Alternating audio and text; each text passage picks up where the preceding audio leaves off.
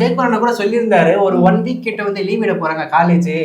ஏன்னா வந்து இந்த மாதிரி ஒரு கட்சி மீட்டிங் நடக்க போகுது அப்படின்ற மாதிரி வீடியோல பேசியிருந்தாரு. மரிய வில்சனுடைய ஜேபிஆர் யூனிவர்சிட்டியை காலேஜுக்குள்ளதான் அது நடத்துது. வர 19 இருந்து 25 வரைக்கும் அந்த காலேஜும் லீவ் விட்டாங்க. நாம யூகிச்சது என்ன அப்படின்னா, அந்த 5 நாள்ல எந்த நாள் நல்ல நாள்னு பார்த்தோம். ஏன்னா இவர் ஜோசியக்கார வச்சு என்ன எடுக்கிறாரு, 27 வரைக்கும் காலேஜ் லீவ் இல்ல, 27 எடுத்துருவோம். அப்ப 23, 26 நல்ல நாள் வருது.